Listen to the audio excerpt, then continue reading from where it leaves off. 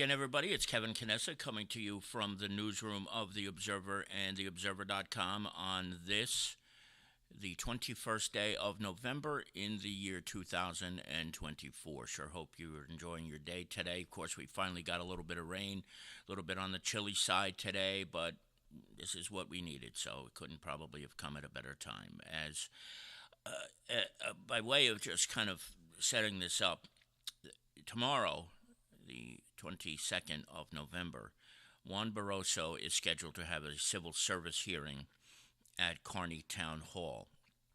And that's part of the reason why I'm joining you today, because there's a lot of things that are going on with that and some shenanigans that appear to be being played along the way.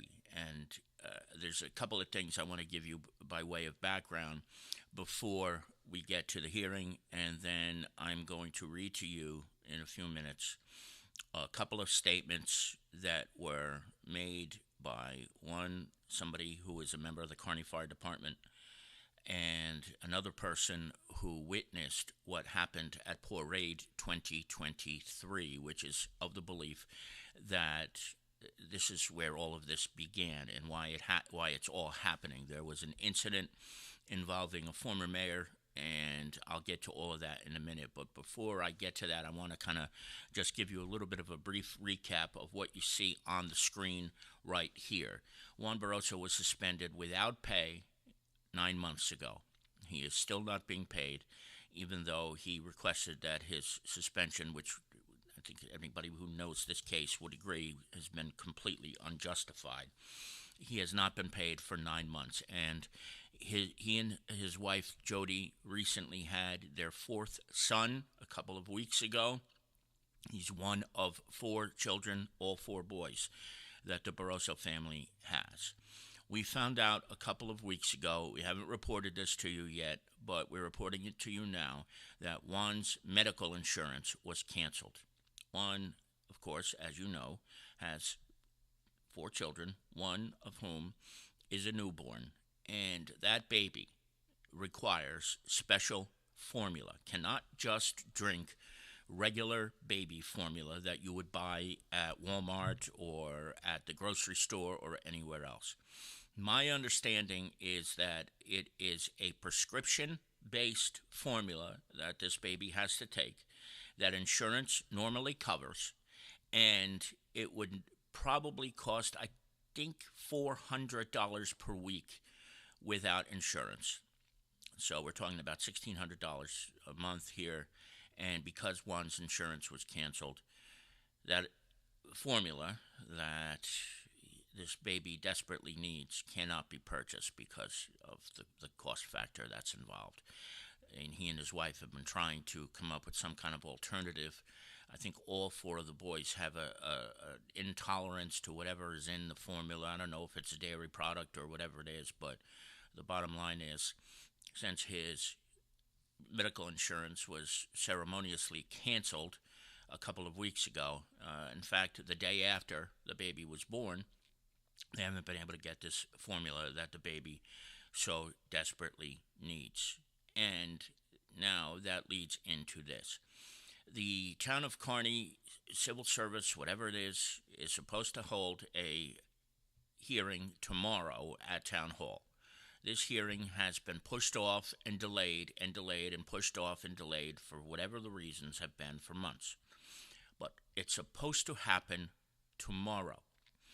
But as you can see on the last bullet point right here, the town denied his request for the hearing to be open to the public. Now, there are some people who have said that the hearing shouldn't be open to the public, but there is case law that will explain that a hearing like this, if requested by an employee who has been brought up on bogus charges, if he wants to have a public hearing, he has that right. So I'm going to put something else on the screen right now. So just bear with me here. This letter was sent by town labor attorney Arthur Tebow to Juan's attorney, and you can see it is dated July 30th, 2024. So it's on the screen, and I'm just going to read it to you as it is. This firm serves as labor counsel to the town of Kearney and represents its interest in the above matter. Your letter to Town Administrator Stephen Marks dated July 22nd, 2024 has been forwarded to us for a response. Please be advised that all discovery in this matter was produced to Mr. Barroso's prior attorney, James Metz, under cover letter dated March 26, 2024. We direct you to him for discovery of file. As we explain, the town reserves the right to rely upon, at the time of the hearing, some or all of the documents that were provided by the town. The town reiterates its request that Mr. Barroso provide this office with all documents that are relevant to the charges against him, and those documents that he intends to rely upon at the hearing, including a list of witnesses he may call in his defense of the charges and a synopsis of their anticipated testimony. Finally, as you must know, the right to a public hearing on disciplinary charges is a right that exists for police officers by virtue of the Attorney General Guidelines on Internal Affairs. It does not apply to those like Mr. Barroso employed by a fire department. Very truly yours, Arthur Thibault. Art Thibault is a per diem lawyer who charges big bucks to the town of Kearney to be their labor counsel. He is not a member of the staff, but he bills the hours that he works. Now, Tim Smith is the current attorney for Juan Barroso because, as you saw, there was Jim Metz is no longer his attorney, and Mr. Smith now represents Juan. And I'm going to just kind of point your attention to this legal precedent that was set back in 1984 that ruled that nonsense about police officers being able to have an open hearing is it and nobody else. It's not true. With respect to, I'm looking at the second paragraph of this letter that Tim sent. With respect to the final paragraph of your correspondence dealing with our open public hearing request, I believe that the case of Della Sera v. Mountainside, 196 NJ Super 6, Appellate Division 1984, stands for the proposition that in the very least, the testimonial and evidentiary phase of any public employee disciplinary proceedings, not just those pertaining to police officers, as you assert, is required to be open to the public when so requested by the affected employee. It is on that basis that we renew our request for an open hearing. Even if it were not required, I do not see the harm in transparency, especially when it comes to public affairs. I read the case law. I read it from start to finish. In fact, I read it twice yesterday. And it is so evidently clear that in a case like this, it should be an open public hearing tomorrow. This newspaper, I wrote a letter yesterday to Mr. Thibault. I carbon copied it to Mayor Doyle and to the other two attorneys involved in this case. And in it, I cited the case, and we requested to Mr. Thibault permission for us to attend the hearing tomorrow as members of the press, and we also requested that the entire hearing be made open and public tomorrow based on this case law that Mr. Smith cited in the letter here right on the screen. That letter was sent about 24 hours ago to Mr. Thibault, Mayor Doyle, and company. We did not receive any sort of response from anybody that we sent the letter to. Now, we got to be honest. We have to be fair about this. They are probably all down at Atlantic City for the League of Municipalities convention, or whatever the hell it is. But the bottom line is, everybody has access to their phones when they're away.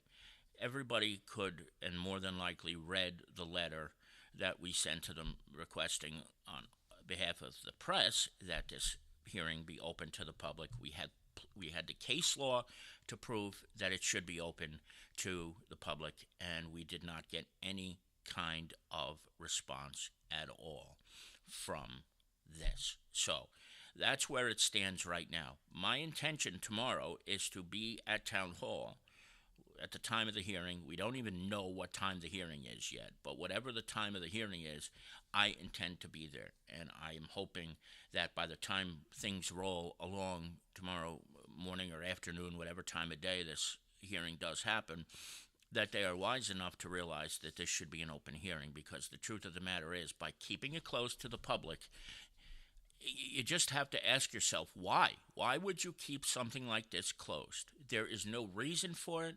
The person who is being brought up on administrative charges wants it to be out in public. Now, if he had done something wrong where he doesn't want the public to know about it, you would probably say, yeah, go right ahead and keep this case closed. That's the way it should be. But if he's asking for it to be open, one, and let's be realistic. I mean, we've seen almost all of the evidence in this case already. I'm sure there's things we haven't, which is fine. But he outright wants this to be open to the public so they can see the frivolous nature of the things that he's been accused of doing. And why, if you're an attorney or if you're a labor counsel, why wouldn't you want it to be public? Why wouldn't you? What are you hiding that you don't want this to get out to the public? What is it? If the defendant, I mean, I guess that's the right word to use here. It's not really a court case, but if the person who is up on charges wants it to be put out to the public, what are you scared of that you would keep this private? So as it stands right now, a day before this hearing, it's supposed to be closed to the public. It should be open to the public. And right now, they don't want to open it for whatever reason, even though the case law is there and clearly makes it reasonable to believe that this should be open to the public. And that is just absolutely mind-numbing. So we'll see what happens. Maybe we'll get an email. If we get a response between now and the time of the hearing, whatever it may be, we will certainly let you know when we get that information, but there's no way to tell whether that's going to happen. And I'm not sitting around waiting for my email to go off, because I don't expect it's going to happen anytime soon. We didn't want to have to do this broadcast today. We really didn't. But unfortunately, since these are things that are going to be discussed at the hearings tomorrow, we decided to bring it to you anyway, just in case it is absolutely necessary to do so. Now, what you see on the picture is something that nobody has seen to this point. This is a photograph that was taken on the 28th day of October in the year 2023 of the parade that year at Arlington Depot Park. If you look at the screen, there are 8 numbers of people who are in this photo. And you cannot see all of the faces of all of the people who are in this picture.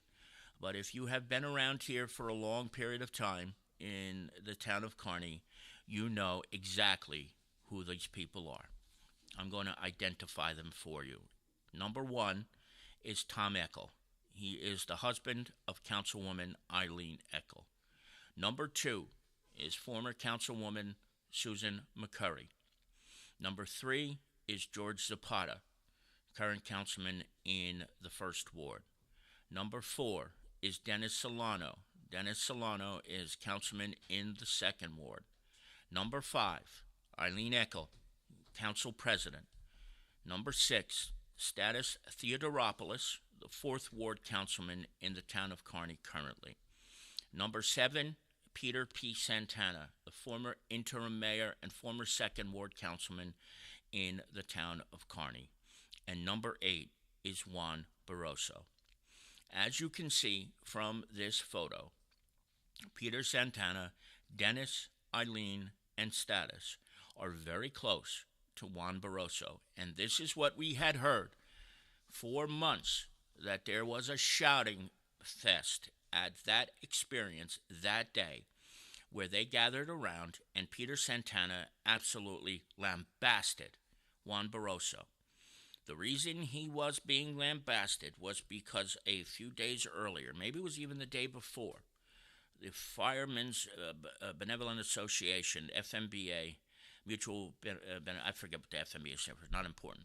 The FMBA had a beefsteak dinner, and at the beefsteak dinner, former mayoral candidate Sidney J. Ferreira was one of 3 candidates running for mayor, which would have happened the election a week from that day. And Sidney Ferreira was the only one who attended the beefsteak. I will tell you this, Peter did not go. Mayor Carol Jean Doyle did not go, but she stopped by at the end of it and presented the FMBA with a check, as she does every year, because she does not like beefsteak dinners. I have made that clear from many times about the mayor. She does not like beefsteak dinners. She doesn't like the food, but she was certainly willing to be there to give the check to the FMBA. Now, when Sidney Ferreira was at this fundraising beefsteak dinner in October of 2023, he asked Juan if he could speak. He was, again, the only of the 3 candidates who were at the beefsteak, and so Juan said yes. When Sidney got up to the microphone and spoke about things, he did not make a speech that was political in nature at all. In fact, all he spoke about at that fundraiser that night was the fire service and how much admiration he had for the fire service. He never said anything about please vote for me, please endorse my campaign, nothing of that nature. He was the only one who was present. He bought a table of tickets, and he said a couple of words, and that was it. But apparently, that day, Peter Santana was furious when he found out that Juan allowed Sidney to speak at the beefsteak dinner. And then we come to Saturday, October 28th, 2023. And the photo that you see here that from what we know can identify the 8 people who are labeled on this. These are mostly elected officials, former elected officials, and one spouse of an elected official. You can see 7, 4, 5, 6. Santana, Dennis Solano, Eileen Eckel, and Stat Theodoropoulos are gathered around Juan Barroso. And the rumor had been that Mr. Santana dropped several F-bombs that day, including, and I am quoting here, "I am the effing mayor." I am the effing mayor. And so this was something that people had discussed quite a bit over the last couple of months, but there was no real photographic proof that it happened until now. This photograph was taken by a member of the public. We don't know who it was. Who it was, truthfully, does not matter for 1 second who took the picture. But what we do know is that now, for all of the people who said that this day didn't happen and there was no reason for anybody to be upset, here's your proof. And here's your proof that not only did it happen, but it happened, and some of the people who were denying that it happened are clearly in that photograph. And that includes Eileen Eckel, who has, from the beginning, claimed she knows nothing about what happened that day or what is happening in this case.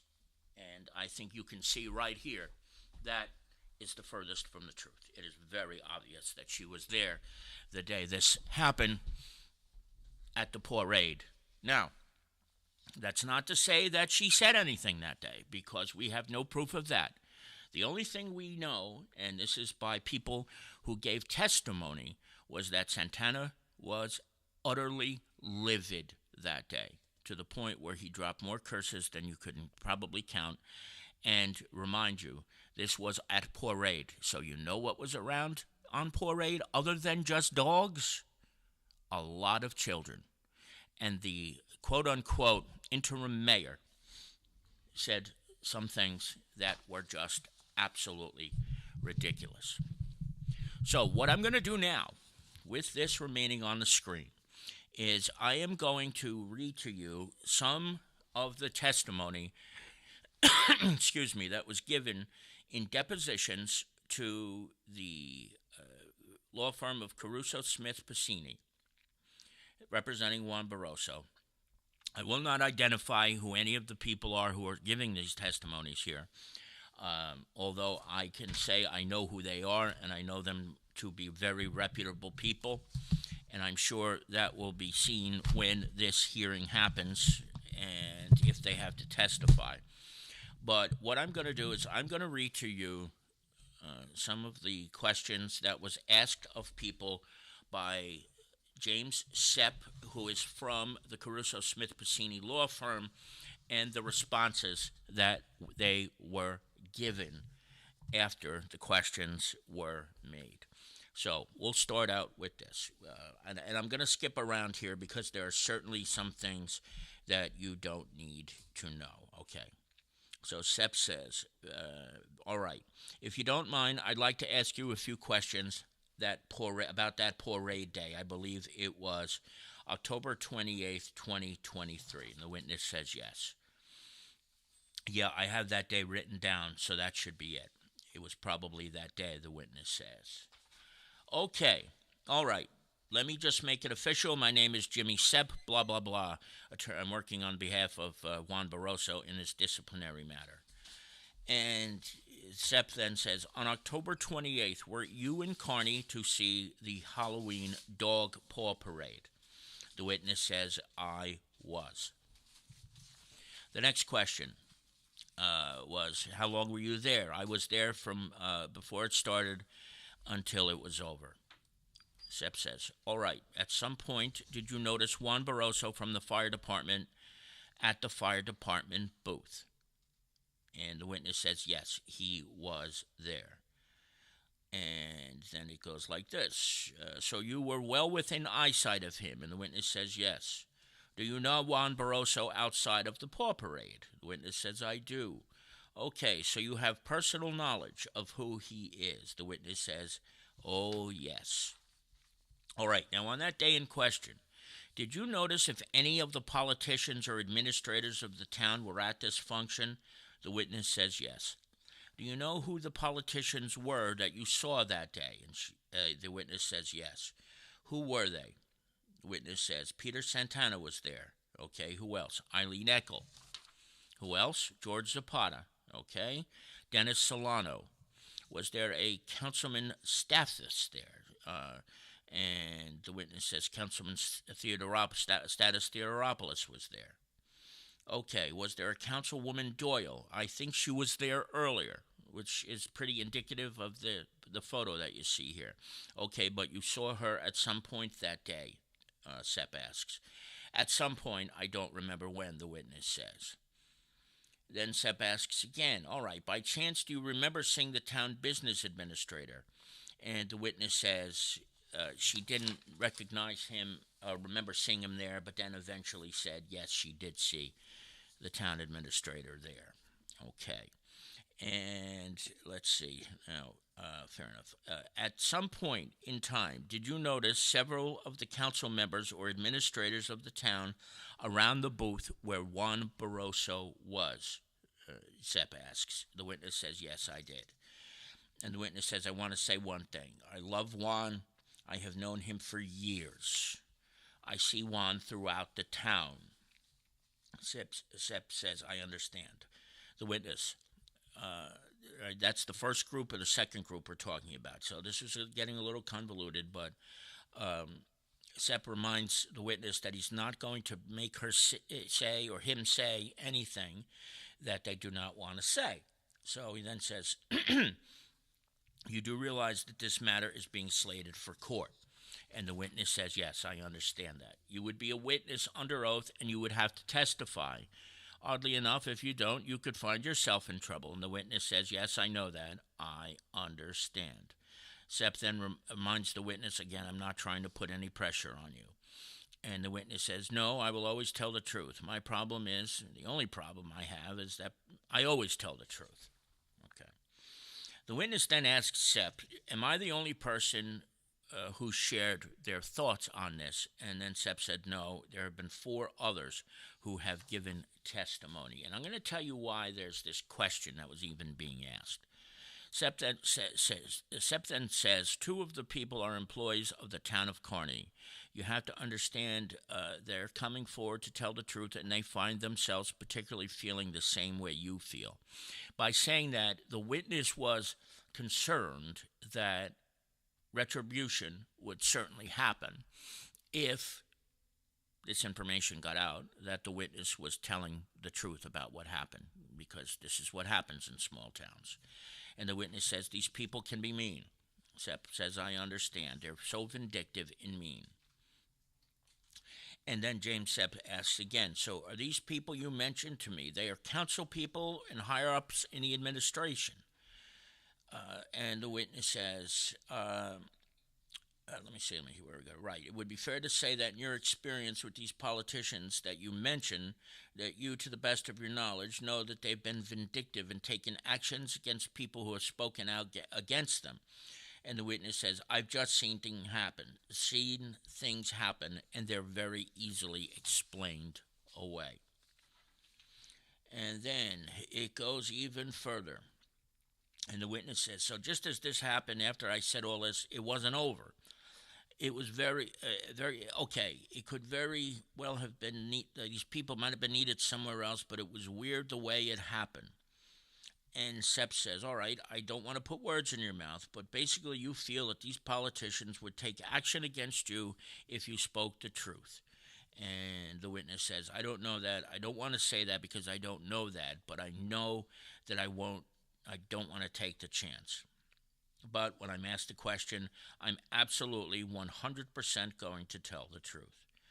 The witness then asks, I'm not going to pretend that I'm not going to be nervous about this, or I'm not going to be scared. If you ask me a question, I'm going to answer it, and I'm going to answer you to the best that I can. Did I see it? I absolutely saw it.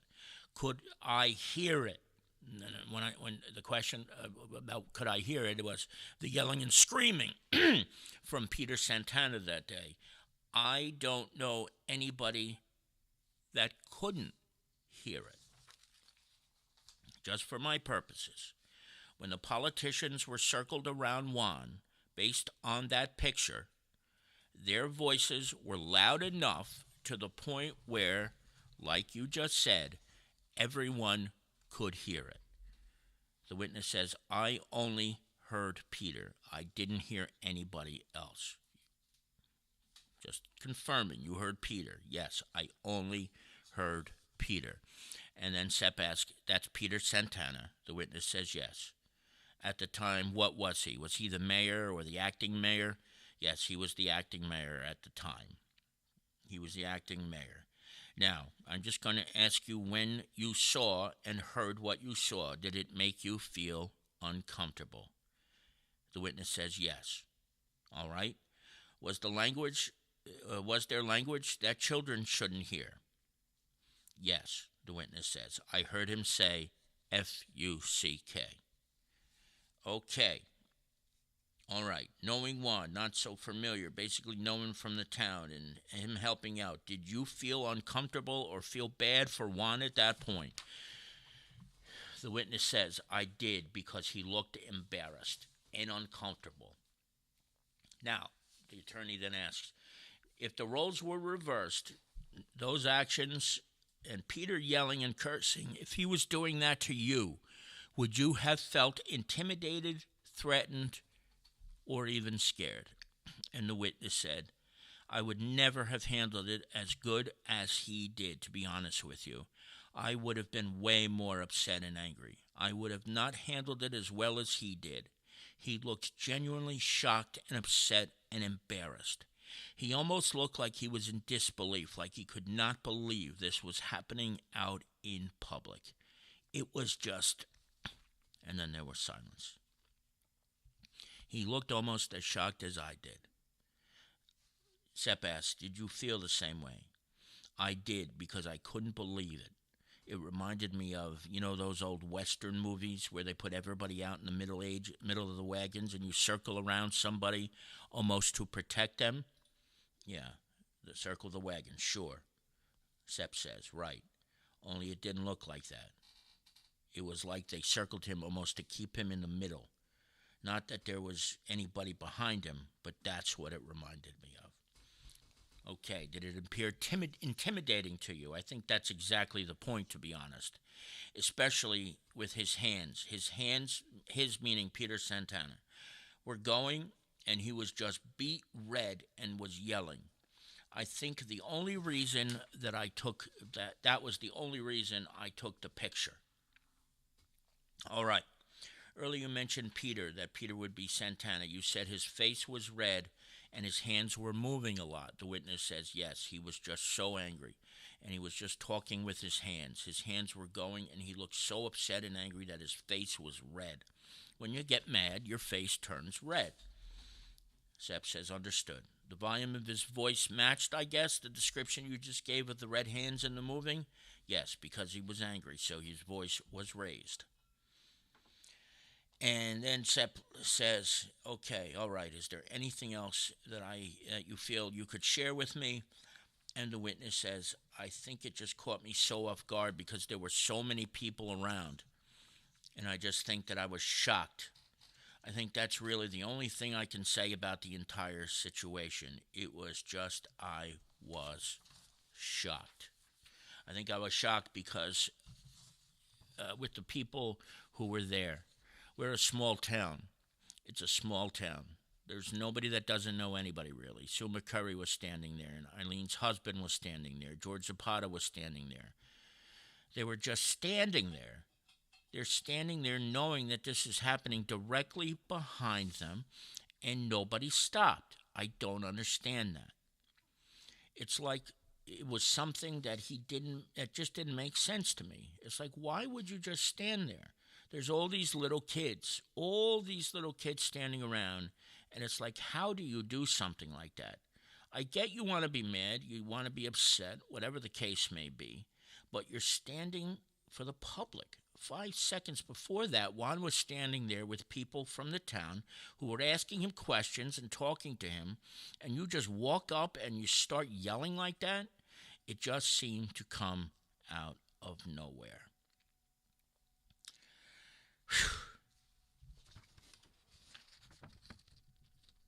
That's one testimony.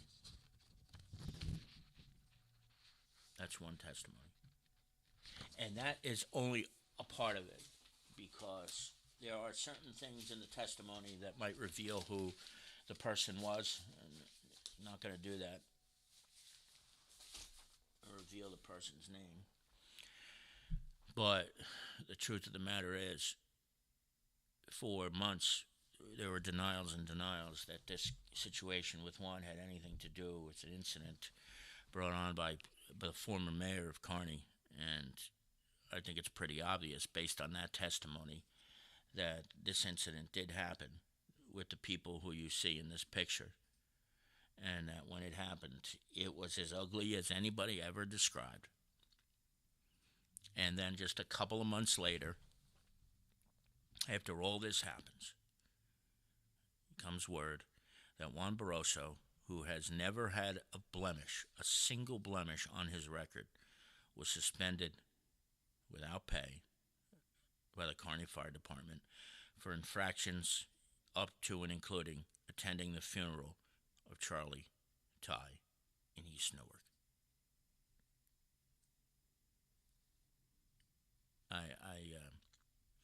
I'm at a loss, folks. I'm at a loss. But you heard those words. From that witness. And I have one more witness whose testimony I'm going to share a little bit about. But I need to take a quick break. When we come back from this break, we will get right to that. Don't go away. Sometimes we know what's next.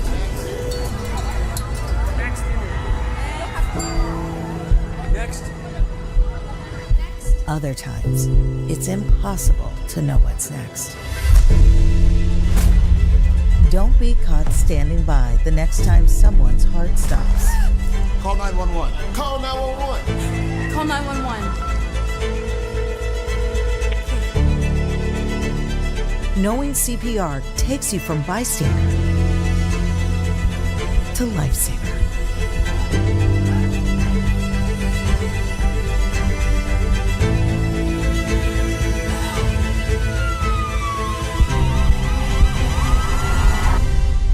Join the Nation of Lifesavers by learning CPR at heart.org/nation today and be the next lifesaver. All right, it's 12:40. Kevin Canessa here with you on the Observer Live. We're going to just wrap this up with a further testimony. This person whose identity I'd like to protect as well for now is a Kearney firefighter. And James Sepp is the same person asking this person the questions. He says, you've been a Kearney firefighter for 10 years, and the witness says, correct, 10. So in 10 years that you've been with the Kearney Fire Department, have you known Juan Barroso? Sure, I've met him informally in the first 2 years, and then we became good friends after that. All right, so basically the last 8 years you guys have worked together, and he says yes. Okay, just bear with me. All right, in the time you've known Juan, have you known him to be in any trouble other than what's going on right now in the entire time you've worked with him? No. So no discipline, nothing like that you can think of. The witness says no. The witness, Jen Sepp asks, you know Juan is the president of the FMBA? And the witness says yes. Okay. Speaking of that union, did you attend a fundraiser for the FMBA in October of last year? The witness says yes. And that fundraiser was a beefsteak fundraiser. All right, beefsteak fundraiser. Where was that held? And the witness says Boys Town on Belgrove Drive. So there's a little bit of an explanation about what that is. All right, the witness then asks if the lawyer, Jim Sepp, asks if anybody spoke at that dinner, and the witness says yes, someone did get up to speak. At first, he said he believed his name is Santana, but then after a while, he realized that it was not Santana who spoke at the beefsteak, that it was Sidney Ferreira. So that corrected the record after that. And there was some confusion about who was the mayor, who was running, and things of that nature. Now, the lawyer asks, okay, let me ask you about October 28th. You may or may not remember the date, but do you remember in October working at the parade, the animal parade? The witness says yes. I normally work that. What were you? Were you volunteering or were you on duty? He said. The witness says I was on duty. And let's see. Do you know if Juan was on duty that day? And he said yes. Were you in uniform that day? Yes, I was. Blah, blah, blah, blah, blah. Sorry, I just have to kind of scan through this. Then the attorney asked what happens, what the Kearney Fire Department does at the parade, and the witness did the best he could to explain that. Sepp then asks, okay, at some point in time during your period at the parade, do you remember any type of incident occurring with Juan and any of the politicians from town? Witness says, I do. Sepp then says, can you describe what happened? Witness says, yeah, we were doing our thing. A group came up to him. It was that guy that was I'm not even sure who the guy was. I'm really good with faces, but I'm really bad with names. It could have been the mayor, the current mayor, the acting mayor. I think it was the current mayor acting at the time, and that was Peter Santana. So Peter Santana, yeah, him and a few other people. I remember the business administrator being there. blah, blah, blah, blah, blah. They came up to talk to him with some sort of anger. This is the witness, and just pretty much harassing him. I'm like, what the hell is happening here? So all the people talking to were all the people talking to him, or was it basically just one person, is what Jimmy Sepp asks. And he said, from what I saw, it was more than one person at a time, and I was like, what the hell is happening? And I was, so I really couldn't pick up on what they were saying because I was talking to somebody in the public. So let's see here. Okay. Now, the tone. Did it sound like the tone you and I are talking in now? Did it sound louder? Did it sound angrier? Did it sound like something else? The witness then says, it sounded louder. It's not the same tone me and you were having, which is just like a conversation. It definitely sounded louder, seemed more like I could say I could read the body language. I wasn't there to hear everything, so I stepped away to deal with something. But you can read the body language, and it was an aggressive body language, a lot of hand motions. That seems to kind of go along with what was said before by the other person giving testimony. By any chance did you see anybody pointing a finger at him or at his chest or in his face? Like I said, there was a lot of hand moving. They had a lot of hand moving, and I was doing other things. So the hand movement by one was the hand movement by Juan, or was it by all the other people? It was by the other people. If Juan had any hand movement, I really didn't see the hand movements. But like I said, I did see a lot of hand movements, body language. You could tell it wasn't a very good conversation. And Sepp asks, was it louder than a regular conversational tone? Yes.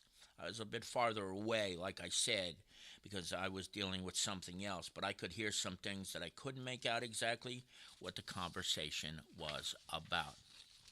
Sepp asks, how far away were you? And he said, probably about 8 feet. You're 8 feet away. You were concentrating on what you were doing, but not what was going on with Juan. Yeah, because that's what I'm here to do. How many people do you think went up to Juan?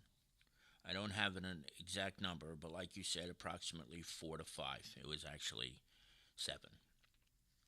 But 4, really, I guess, if you think about the crowd around him, because the other 3 are further away. Were there any women there? There were, but I don't remember in that group. I feel like it was more than just one group that came up to him. I think there was somebody else who came up afterwards, and I just don't remember the exact. It was almost a year ago now, so I don't remember exactly. So after the group left, how long would you say they were there with him? At the event, they were there with him in their group. I'm sorry, your voice keeps cutting out because this was done on the phone. How long were they there with Juan? How long were they there with Juan? Oh, man, I don't know, about 15 minutes, I would say. It could have been longer. And the whole time it seemed to you there was a loud tone, potentially angry? Yeah, you could see it. Like I said, the movements, the hand gestures, the way the person's body, the head moves when they're talking. Septon asks, okay, and the closest person, they were keeping a safe distance away. Were they that close to him? Were they invading his personal space? The witness says they were close. I remember that.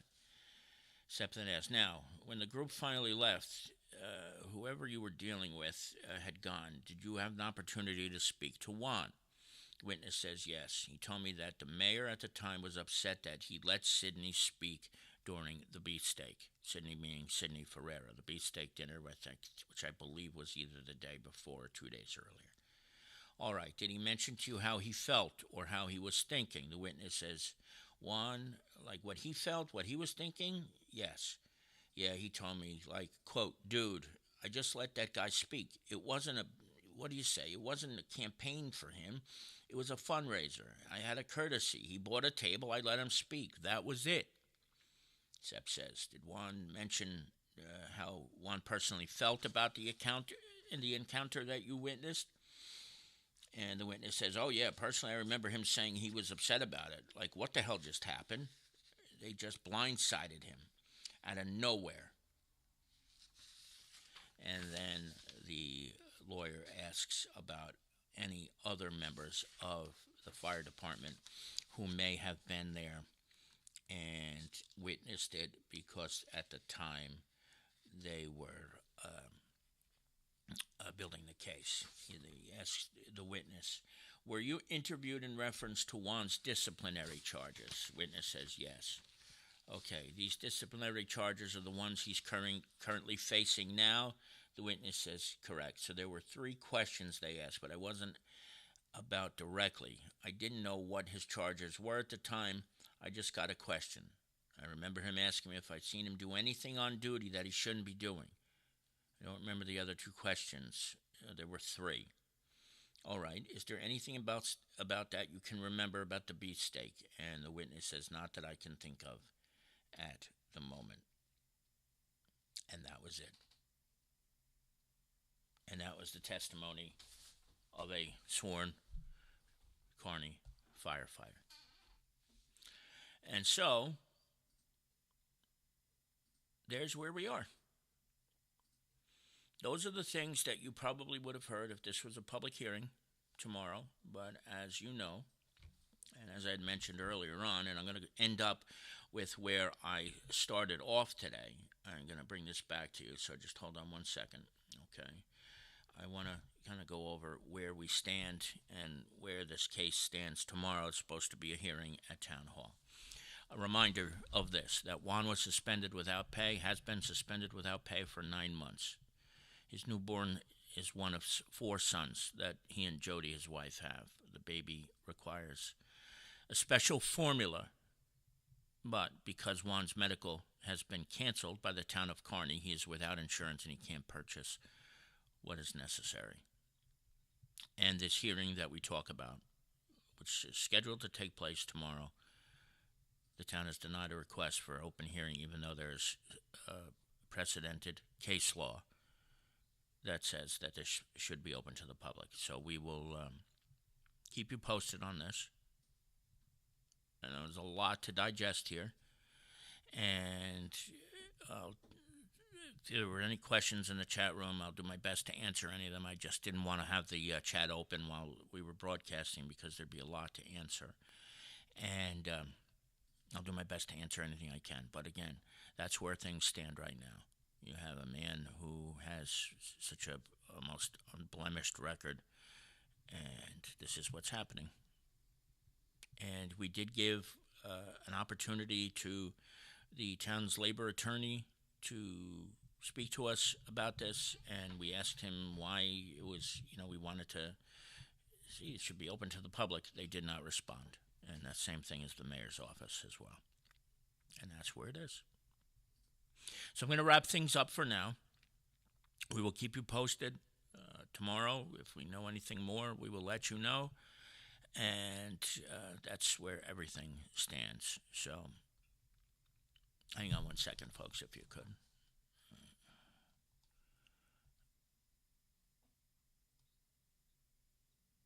Okay, somebody sent a message and said, what I don't understand is that wasn't the chief at that funeral, and was he on duty that day? Jenny, yes. The chief was on duty at that funeral. My understanding is that the chief sent out an email to the entire department with the details of the funeral, and that at the funeral for Charlie Ty, Chief Joseph Mastandria shook hands with Juan and greeted him. It was either at the funeral parlor or at the church. I can't remember that part. So, yes, the chief was at the funeral. And he was on duty. And that is one of the listed charges against Juan, that he went to the funeral of Charlie Ty, retired fire chief, retired councilman in East Newark, who had died. One of the biggest names in West Hudson, one of the most well-known figures in here, and that was used against him as a charge of discipline. But the chief was there.